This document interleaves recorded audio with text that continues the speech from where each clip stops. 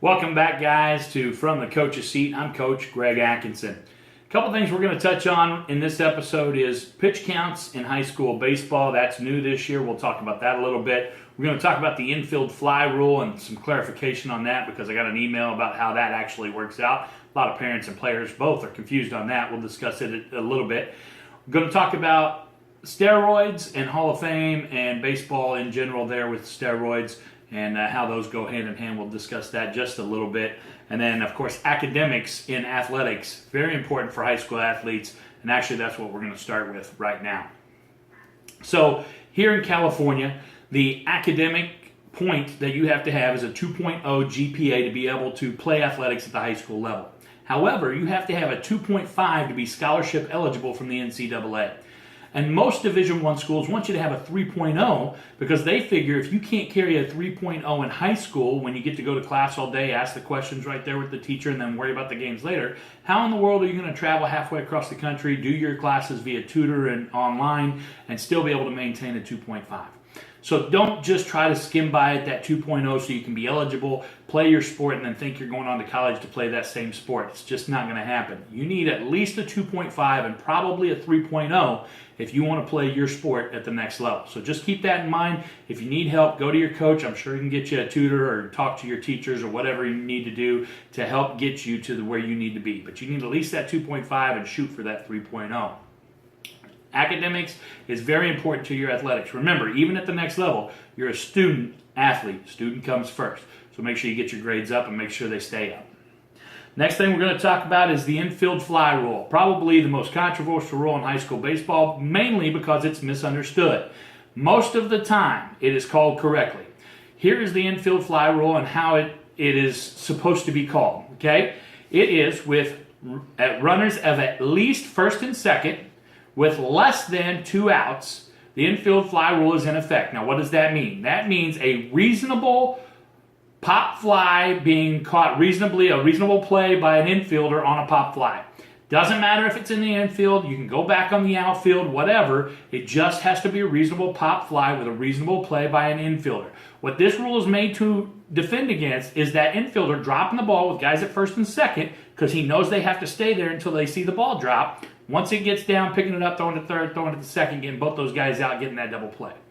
It cannot be off of a bunt, and it cannot be in foul territory. So what you're going to hear an umpire call is infield fly rule in effect if fair. It's a lot to get out, but that's the way he should call it. As long as it's in fair territory, it's a reasonable height. It doesn't matter if it's on the infield or outfield. If an infielder can make the play on it, that's an infield fly rule. Just a little clarification for you. If you need more, you can reach me at coacha14@hotmail.com. I can clarify it further for you. Now, a couple of fun things to talk about. Pitch counts in high school baseball. Let me tell you, this is a new thing for high school baseball, having pitch counts.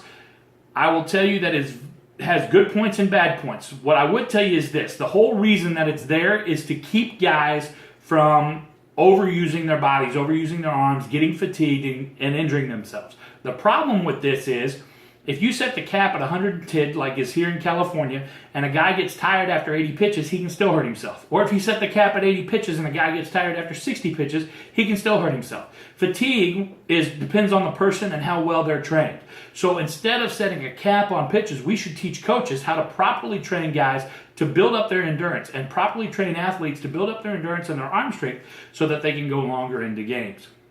Now, don't get me wrong, we've all heard the old adage, you only have so many bullets in the gun, and I believe that to be true. Repetitive motion eventually is going to wear down your body, so we still don't want you throwing 150, 200 pitches. We want to keep that down.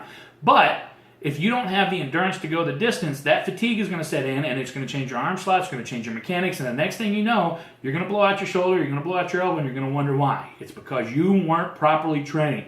You weren't out running as much as you should. You don't have the endurance to go as long as they were letting you go. So if you want to pitch longer, go out and train harder. You want to pitch longer, go out and run further. That's how you get to where you need to be. So just to touch on that, listen, the pitch counts, I don't have a problem with it. We're not even going to get near it. But I do want people to understand that at the next level, there aren't pitch counts. You have to have the endurance to be able to pitch deep into games. You start playing 9 innings instead of 7 innings, coaches are going to expect you to be able to go at least 6 or 7 innings. Okay? So the last thing we're going to touch on is a question I got via email, which is what is my opinion on steroids and guys going into the Hall of Fame, and it's real simple. I really don't care if they're eligible to get in the Hall of Fame or not. All I would say is this.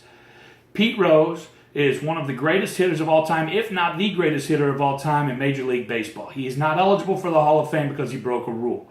If we're going to allow other guys who break rules to get into the Hall of Fame, we need to let Pete Rose. And if we're not going to let Pete Rose, we need to let other guys that break the rules not be eligible as well. That's my opinion on it. Whether they get in or not, that doesn't really matter to me. They've put in the effort, they've put in the work, and a lot of these guys have put up some great numbers. It's interesting to see. I just think it should be even across the board however we figure it out. You asked for it, you got it. That's my opinion. Once again, this is Coach Atkinson from the Coach's Seat. You can follow me on YouTube at Coach Atkinson. Okay, real simple. Instagram and Snapchat is Coach Atkinson14, and Facebook is Skipper Atkinson. You can check me out on any one of those. And of course, you can always shoot me an email at coacha14@hotmail.com. That's all I've got. From the Coach's Seat, I'm Coach Atkinson.